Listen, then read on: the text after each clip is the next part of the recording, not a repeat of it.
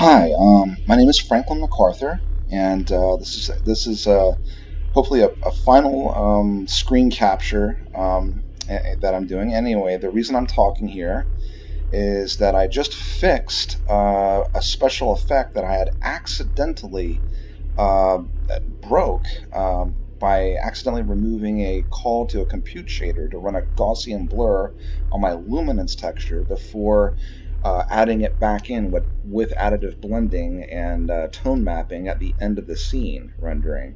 But anyway, this is what I originally intended it to look like in terms of picture. There's a few things going on here. So very briefly, Bloom is a very well-known industry standard technique, and just very quickly, going over how I did it. Basically, I'm rendering my scene back to front, and for the shield effect, I have to make sure that everything is rendered in order from the eye, from farthest to nearest, because the input to the shield effect is the background just rendered. But anyway, right here, you could see this animated texture right here. Yeah, the frame rate is dipping a little bit. The GPU is having to work a little bit here. So I'm moving it around my perspective. Okay, you have lens flares and you have light rays right here. So I have an animated point sprite texture right here, and I'm going to describe really quickly the bloom effect. Anyway, for bloom, what I'm doing is I'm rendering into two color outputs. Okay, so when I'm rendering it, first of all, I'm creating the standard output scene, and for the color for the explosion here, and then I'm running a dot product on this color with a specific set of constants for luminance, and if that value is above a certain amount, I will then write the color output to a luminance texture, just a texture that is about 1/4 the size of the screen. For each element of this texture, I'm using a floating point value width for each color component to have as much definition as I can.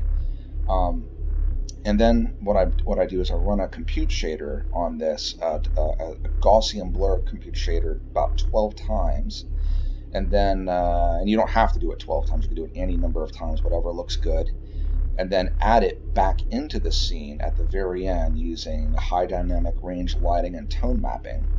And you can get an effect similar to this. You may even be able to get one a little bit better. Now, as far as the animated point sprite goes, you can create this texture fairly quickly, easily. I came up with this. Well, everything that you see, I wrote from scratch, but this is an effect that turned out rather nicely. And for this, you take the incoming texture coordinate, multiply by 2, subtract 1. Okay, now take the arctangent of that, since that's going to be Cartesian coordinates, arctan y, x, and it just matters that you have -1 on one side, +1 on the other, so Cartesian coordinates, you take the arctangent of that. Okay, now you take, now we're going to set that value aside, okay, so now we need to know how many light rays per point sprite, okay, well, we need to know radians per light ray. Okay, so you take 2 pi, divide that by the number of light rays. Okay, now we have radians per light ray, and from there we take that arctangent value beforehand, divide the radians that we just figured out into that arctangent. That gets me a quotient and a remainder. We're going to subtract the quotient. Okay, so now, after we subtract the quotient, we have a range from 0 to 1, okay, and inside that range, that's where the light ray is going to appear there. So all the way around, we broke it up, those however many light rays, into a range that goes 0, 1, 0, 1, 0, 1, all the way around. Okay, so now I need to convert that 0, 1 to 0, 1, 0 per light ray. Okay, so I take that 0, 1 value at that point, multiply by 2, subtract 1. Now it goes from -1 to 1. Now take 1 minus that absolute value of -1 to 1. Now I have 1 in the center and 0 to either side. From there, I can take that value and use a power function to flex that value up towards 1 on either side or down away from 1. can do anything you want to that.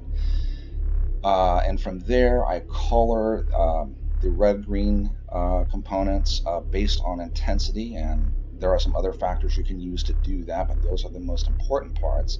Then you can use a noise function. GLSL provides a noise 1 function that you can use. I actually didn't do that. I used a noise function I read from a game programming book, and it works fairly well. I believe I based this on the timer, and while I'm paused, I move it around, and you can see this. The thing I'm working on right now is this cutoff right here. You can see this is very nice, where in the bloom effect right here is where you have the light that seems to bleed around the edge.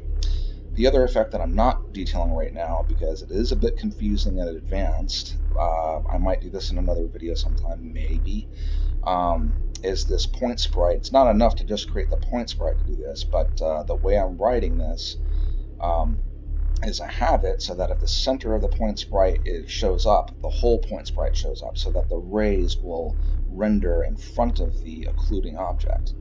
And what I'm specifically working on, it might take me a little bit right here, is to make the technique a little bit more advanced so that it doesn't cut off completely as the center is crossed, like right there it's crossed. And anyway, that's it. So putting back in my Gaussian blur, put the effect back in, and I started to think that I had some kind of a multi-sample anti-aliasing problem, and as it turns out, that wasn't it. So when you're programming something, in graphics especially, you have to be very careful. But anyway, this is a labor of love. I really enjoy it, and I'm hoping to keep making this better and keep showing off as much as I can. So here's the rest of this. You can enjoy.